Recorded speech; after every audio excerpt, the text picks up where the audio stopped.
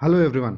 Good morning, सुप्रभात, सत श्री अकाल, आदाब, नमस्कार, जय हिंद, वंदे मातरम। दोस्तों, स्वतंत्रता आंदोलन जो भारत में हुए थे उस कड़ी में, क्योंकि आप जब बीपीएससी में जाएंगे, यूपीएससी में जाएंगे या फिर सीधे सीधे आप एनटीपीसी या किसी भी परीक्षा में जाते हैं, भारतीय स्वतंत्रता आंदोलन जो होता है इससे प्रश्न बहुत ज़्यादा बनते हैं। आज कुछ टॉपिक के साथ मैं राहुल यादव, राहुल एडुकेयर में आपका स्वागत करता हूं। आइए शुरू करते हैं। पहले अगर हम लोग बात करते हैं तो हम लोग पहले थियरी के बारे में जानेंगे कि मेन कॉन्सेप्ट क्या थे। जैसे अगर हम लोग बात करें चंपारण सत्याग्रह, तो इसके बारे में पहले मेन पॉइंट पढ़ लेते हैं। उसके बाद जो प्रीवियस ईयर आए हुए प्रश्न हैं उन प्रश्नों के ऊपर डिस्कशन किया जाएगा। तो यहाँ पे पहला प्रश्न जो है, पहला अगर हम लोग बात करते हैं तो जैसा हमें पता है कि सबसे पहले 1916 में, ये डेट याद रखिएगा, 1916 में जब लखनऊ अधिवेशन हो रहा था कांग्रेस का, जहाँ के जो अध्यक्ष थे, अध्यक्षता जो कर रहे थे वो कौन थे? अंबिका चरण मजूमदार। तो उनकी अध्यक्षता में जब लखनऊ में अधिवेशन हो रहा था तो वहाँ पे बिहार से राजकुमार शुक्ला जी जो हैं, इनको राजकुमार शुक्ल भी बोला जाता है, कहीं कहीं शुक्ला भी मिलता है। मुख्य नाम अगर देखा जाए तो राजकुमार शुक्ल ही है, बट कहीं कहीं शुक्ला भी मिलता है, तो ध्यान रखिएगा। तो राजकुमार शुक्ल जी वहाँ पे जाते हैं और वहाँ से कांग्रेस के उस अधिवेशन में अपनी इस बात को रखते हैं, जहाँ से महात्मा गांधी को जो है नियुक्त किया जाता है कि आप जाइए और वहाँ के चंपारण में समस्याएं चल रही है, उन समस्याओं को देखिए और वहाँ से अंग्रेजों से बात करने की कोशिश कीजिए। बात समझ में आया? तो यहाँ से इस चीज़ को ध्यान रखिएगा। और इसी वजह से अगर देखा जाए तो हालांकि एक बात कही जाती है कि महात्मा गांधी को महात्मा की उपाधि जो है रविन्द्रनाथ टैगोर दिए थे, लेकिन अगर प्रश्न पूछा जाए जो बीपीएससी में पूछा हुआ है कि पहली बार महात्मा गांधी को महात्मा शब्द से किसने संबोधित किया था, तो ये राजकुमार शुक्ला ही थे जो कि वहाँ पे संबोधित किए थे। क्योंकि जब गांधी जी चंपारण गए थे उस समय ये साइकिल से घूम घूम के लोगों से प्रचार करते थे और उस समय लोगों से कहते थे कि एक महात्मा आया हुआ है जो हमारी सारी समस्याओं को सुलझा देगा। बात समझ में आया? तो इसलिए महात्मा शब्द का उपयोग जो है राजकुमार शुक्ल पहली बार करते हैं, लेकिन उस उपाधि को किसने दिया था? रविन्द्रनाथ टैगोर ने। ये याद रखिएगा, बीपीएससी का क्वेश्चन है पूछा हुआ। आगे जो है अगर हम बात करते थे वहाँ की समस्या क्या थी, समस्या यह थी कि जो यूरोपीय बागान मालिक हुआ करते थे वो क्या करते थे? कॉन्ट्रैक्ट फार्मिंग करते थे। यानी पहले से आपने अभी किसान बिल को देखा था, लगभग उसी से मिलता जुलता कुछ आया था, जिसमें क्या था कि पहले जो किसान होंगे, जो वहाँ पे वर्कर्स होंगे, उनको क्या होगा? उनको कुछ पैसा दे दिया जाएगा, कॉन्ट्रैक्ट साइन करवा दिया जाएगा और फिर उसके बाद उनके ज़मीन के 3/20 हिस्से पे जो है नील की खेती उगाने के लिए कहा जाएगा, यानी नील उगाने के लिए कहा जाएगा। इसी चीज़ को तिनकटिया प्रणाली भी कहा जाता है। बस समझ में आया? तो वहाँ पे ऐसे हुआ, लेकिन बाद में जब नील की मांग कम होने लगी, इंडस्ट्रियलाइजेशन वगैरह की वजह से तेज़ी से कम होने लगी, तो यहाँ से किसान जो हुए वो मजबूर हो गए, क्योंकि उनको मतलब एक तरीके से नकदी फसल थी नील की। तो यहाँ पे इनका जो होता है, एक तो भूमि जो होती है उसकी भी उर्वरक क्षमता खत्म हो जाती है, दूसरे नील की मांग भी कम हो जाती है। तो इस तरीके से वो किसी तरफ के नहीं रहते हैं और यही कारण था कि वो इसका आंदोलन करने के लिए राजकुमार शुक्ल जो है वो कांग्रेस से बात करते हैं। अब अगर बात करते हैं आगे, तो वही बात है कि फिर चूँकि कॉन्ट्रैक्ट फार्मिंग थी तो जो कंपनी इनको पैसा देती थी वही खरीदती थी। तो उसमें क्या होता था कि जितना उन्होंने कीमत निर्धारित किया है सिर्फ उसी कीमत पे वो करते थे, क्योंकि मार्केट था नहीं कि आप अगर सस्ता लेते हो तो मैं दूसरे को बेच सकता हूँ, ऐसा कोई ऑप्शन नहीं था। तो इसलिए बहुत कम दाम दे के भी खरीदते थे लोग। अब यहाँ से आपको प्रश्न ज़्यादा वो आएगा, इसको ध्यान रखिएगा। गांधी जी जब वहाँ पे जाते हैं तो राजेंद्र प्रसाद, मजहरुल हक और महादेव देसाई, नरहरि पारेख, जेबी कृपलानी, ये आपका बीपीएससी का प्रश्न आया हुआ है, इसको ध्यान रखिएगा। ये लोग वहाँ पे थे जो कि नेहरू, जब गांधी जी वहाँ पे गए थे तो राजेंद्र प्रसाद, मजरूल हक, महादेव देसाई, नरहरि पारेख, जेबी कृपलानी, इन लोगों ने जो है वहाँ पे गए गांधी जी, और इन सबों के लोगों के साथ मिलकर वहाँ पे जो हुआ अधिकारियों से बातें की, वहाँ की समस्याओं को समझने की कोशिश किए थे। उसके बाद सरकार के साथ उनकी जो बनती है, सरकार ने मतलब एक समिति का नियुक्ति किया। ये भी प्रश्न आया था कि जब गांधी जी वहाँ पे गए थे, सरकार से बात की थी, तो सरकार ने क्या किया था। तो ज़्यादातर हमें ये पता है कि सरकार ने कुछ नहीं किया, लेकिन ध्यान रखिएगा वहाँ पे क्या किया गया। गांधी जी के ही सदस्यता में, यानी गांधी जी को भी एक सदस्य के रूप में रखा गया, और जो अंग्रेज सरकार थी उसने एक समिति का गठन किया। उसके बाद इस समिति में जब गांधी जी ने आगे बढ़े, तो वहाँ पे ये इसका चीज़ में सफल रहे हैं कि वो तीन घटिया प्रणाली जो थी इसको पहले समाप्त कर दिया जाना चाहिए। बात समझ में आया। और किसानों को इस तरीके का जो बकाया मुआवजा था जब कॉन्ट्रैक्ट में किया गया, उसमें भी क्या करनी चाहिए। जो अवैध एक तरीके से किया जाता था कि कॉन्ट्रैक्ट दे दिया गया, पैसा दे दिया गया, अब आपको उगाना ही उगाना है और सस्ते दामों पर खरीदा जाएगा। तो इससे भी निजात दिलवाने में इन्होंने वहाँ पे महत्वपूर्ण भूमिका निभाई थी। ये कॉन्सेप्ट में याद रखिएगा कि मतलब बागानों के साथ एक समझौता हुआ, जिसमें क्या हुआ, ली गई राशि का केवल 25% ही मुआवजा मिलेगा, क्योंकि कॉन्ट्रैक्ट में लिया गया था और उसके बाद एक तरीके से वहाँ पे मतलब स्थिति ऐसी थी कि ग्रो नहीं हो पा रहा था, क्योंकि खेतों की उर्वरक क्षमता खत्म हो गई थी। तो जो मुआवजा देना था वो ज़्यादा नहीं दे पा रहे थे किसान, तो उस मुआवजे की राशि कितनी कर दी गई थी, 25% ही देना पड़ेगा जितना भी उन्होंने लिया है। बात समझ में आया। इसमें कुछ और लोकप्रिय नेता थे, जिसमें ब्रजकिशोर प्रसाद, अनुग्रह नारायण सिन्हा, रामनवमी प्रसाद, शंभू शरण वर्मा। इन लोगों से भी प्रश्न पूछा गया बीपीएससी में, तो इन नामों को भी ध्यान रखिएगा। प्रश्न सीधा सीधा आपसे पूछा जाएगा कि निम्न में से कौन नहीं था। तो याद रखिएगा यहाँ पे आपको ब्रजकिशोर प्रसाद, अनुग्रह नारायण सिन्हा, रामनवमी प्रसाद और शंभू शरण वर्मा, इन लोगों का भी नाम याद रखना है, चंपारण सत्याग्रह से जुड़े हुए। आइए प्रश्नों को देखते हैं कैसे कैसे प्रश्न पूछे गए हैं इन सारे प्रश्नों के साथ। तो चंपारण सत्याग्रह का आयोजन कब हुआ था, तो ध्यान रखिएगा जब चंपारण सत्याग्रह 1916 का जो लखनऊ में अधिवेशन हुआ था, वहाँ पे राजकुमार शुक्ला जी जाते हैं, और वहाँ पे जब इनविटेशन देते हैं तो गांधी जी को नियुक्त करके भेजा जाता है। और गांधी जी ने जो चंपारण सत्याग्रह है उसकी शुरुआत कब की थी, 1917 में।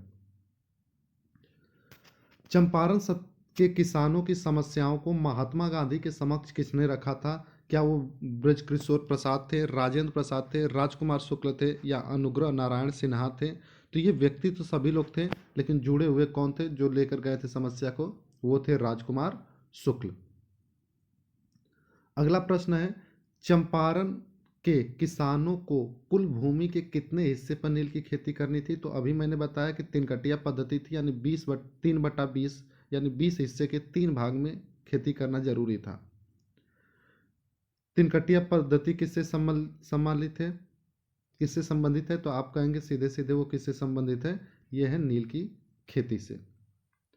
अगला प्रश्न है, चंपारण सत्याग्रह के दौरान गांधी जी जो थे इनके साथ कौन नहीं था। ये प्रश्न बीपीएससी का पूछा गया प्रश्न है, इसलिए इसको आपको ध्यान रखना पड़ेगा। क्या उस समय राजेंद्र प्रसाद नहीं थे, वहाँ पे मजहुल हक नहीं थे, राम मनोहर लोहिया नहीं थे, या फिर जेबी कृपलानी नहीं थे। कौन नहीं था, तो याद रखिएगा जेबी कृपलानी भी थे, मजहूर हक भी थे, और राजेंद्र प्रसाद थे। कौन नहीं थे, राम मनोहर लोहिया उस समय नहीं थे गांधी जी के साथ। अगला प्रश्न है, सरकार ने चंपारण के मामले की जांच के लिए क्या किया। तो सरकार ने क्या किया था, अभी मैंने बताया कि एक समिति नियुक्त की थी जिसमें गांधी जी को भी सदस्य बनाया गया था। अगला प्रश्न देखिए, चंपारण सत्याग्रह से संबंधित कौन से नेता गांधी जी से जुड़े हुए थे। गांधी जी के साथ यहाँ पे जुड़े हुए कौन से नेता थे, क्या वो महादेव देसाई थे, रामनवमी प्रसाद थे, शंभू शरण वर्मा थे। तो ये क्या थे, ये सारे लोग वहाँ पे गांधी जी से जुड़े हुए थे। बागान मालिकों ने मुआवजे के रूप में कितना प्रतिशत लौटाने की सहमति जताई थी। क्या 50%, 25%, 75% या 10%। तो कितने तक सहमति बनी थी, मुआवजे का 25% जो है वो लौटाया जाएगा। अब इसमें ध्यान ये रखिएगा कि दो तरीके की बातें थी। जो पहले से पैसा ले चुके हैं उनको जो होगा उस लिए गए पैसे का 25% लौटाना है, और दूसरी तरफ से ये भी बातें थी कि जो कंपनियां थी जिन्होंने वहाँ पे पैसा दिया था, वो मुआवजे के रूप में जो होगा उनको 25% एक्स्ट्रा भी देंगे। बस समझ में आया? यानी जो काम आधा हो चुका है, जो लोग उगा चुके हैं उनको 25% एक्स्ट्रा मिलेगा, और जो लोग नहीं उगा पाए हैं उनको क्या होगा, पूरे मुआवजे का 25% ही सिर्फ मुआवजा का वापस करना होगा। आइए अहमदाबाद मिल हड़ताल को समझते हैं। तो इसमें क्या था, गांधी जी जो है जब दक्षिण अफ्रीका से, आपको पता होगा कि 9 जनवरी 1915 को आते हैं, उसके बाद वो चंपारण का करते हैं, और ये उनका क्या था, अगली एक्टिविटी थी जहाँ पे उन्होंने क्या किया था। एक्चुअली में हुआ क्या था अहमदाबाद में, वहाँ पे महामारी फैली थी, प्लेग। बात समझ में आया? क्या फैला था, प्लेग फैला था। तो इसकी वजह से मतलब जो बोनस थे उस समय के, उसको जो मिल के मालिक थे उन्होंने एक तरीके से मतलब ख़त्म कर दिया था, जिसकी वजह से श्रमिकों और मिल के मालिकों में जो हुआ एक तरीके से थोड़ा सा विवाद की स्थिति उत्पन्न हो गई थी। एक्चुअली में कर्मचारी चाहते थे कि पूरे जो वेतन है उनका, वो कितना हो जाए, बोनस के साथ 50% बढ़ जाए, लेकिन मालिक जो थे वो सब 20% बढ़ाने के पक्ष में थे। यानी कि जो मिल के मालिक थे वो लोग चाहते थे कि 20% बढ़ाया जाए, लेकिन जो किसान थे वो चाहते थे कि उनको कितना प्रतिशत बढ़ा दिया जाए, 50%। और इसी बात को लेके क्या होता है, उनमें एक तरीके से विवाद उत्पन्न हो जाता है। तो यहाँ पे जो गांधी जी की बात करते हैं तो एक नाम याद रखिएगा, अनुसुईया बेन साराभाई।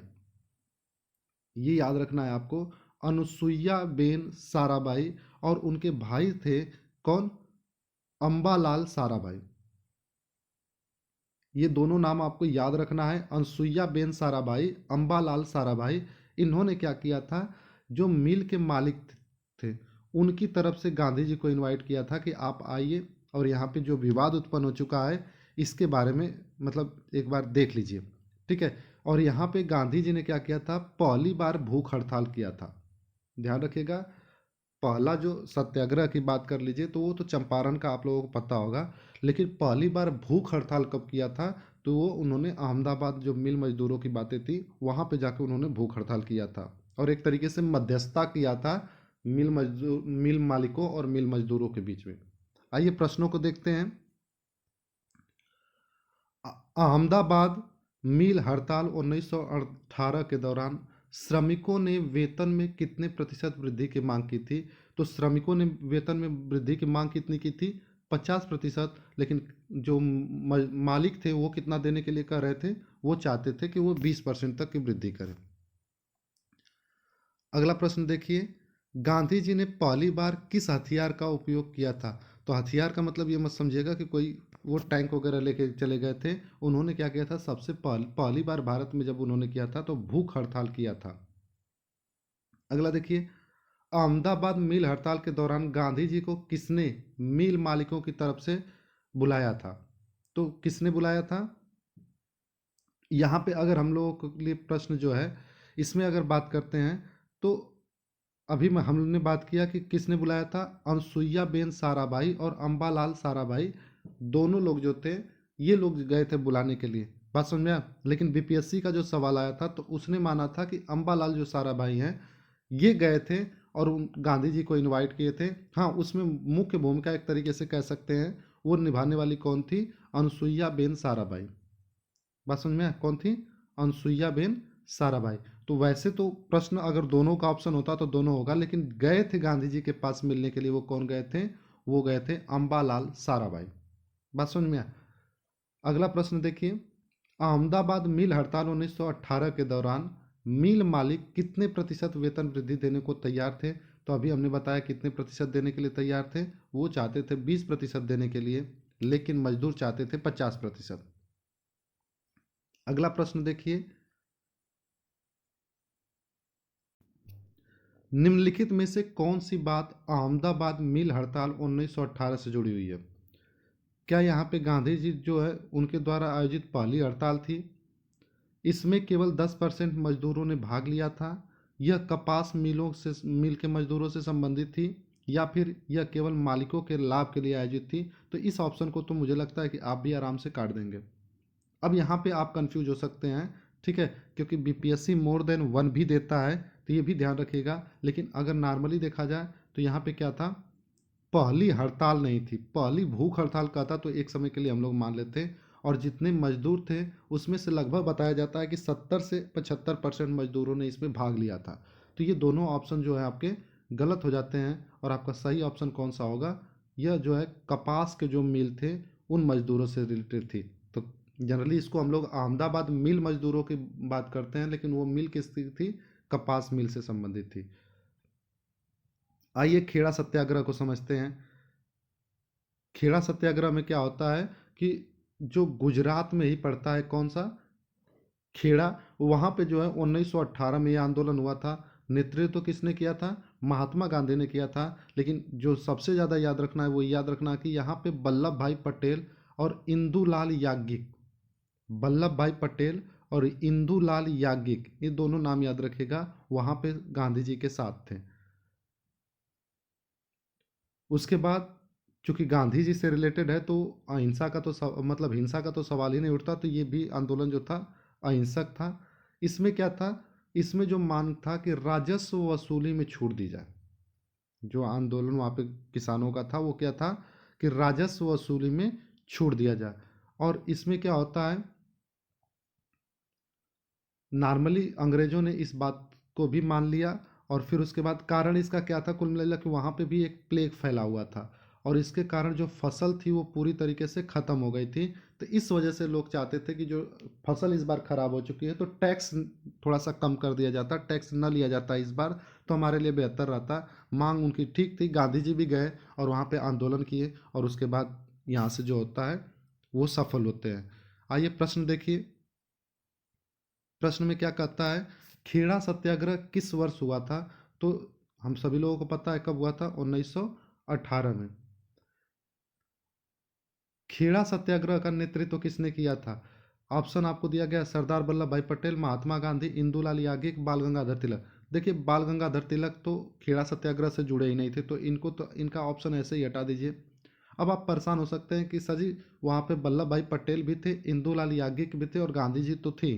तो इसमें से हम लोग क्या मोर देन वन वाले ऑप्शन पे जाएंगे? तो मत जाइएगा, इसको ध्यान रखिएगा, क्योंकि यहाँ पे नेतृत्व की बात कर रहा है, तो नेतृत्व करने के लिए महात्मा गांधी ही गए थे। बात समझ में आया? वहाँ पे सरदार वल्लभ भाई पटेल और इंदुलाल याज्ञिक जो थे वो सपोर्ट के रूप में वहाँ पे थे। ठीक है, तो इस बात को भी आपको याद रखते रहना है। आइए अगले प्रश्न को देखते हैं। खेड़ा सत्याग्रह किस कारण से शुरू हुआ था? क्या वो स्वतंत्रता के लिए शुरू हुआ था? क्या वो किसान पर लगाए गए ज़्यादा करों के लिए के खिलाफ था? प्लेग महामारी को रोकने के खिलाफ था? या फिर फसल उगाने के लिए नई तकनीक लाने के लिए था? तो इसमें क्या था आपका? खेड़ा सत्याग्रह जो था वो किससे संबंधित था? तो याद रखिएगा, ठीक है, प्लेग महामारी के मतलब उस समय आई जरूर थी, लेकिन उसको रोकने का कोई बात नहीं किया गया था इसमें। बात समझ में आया? तो यहाँ पे क्या था?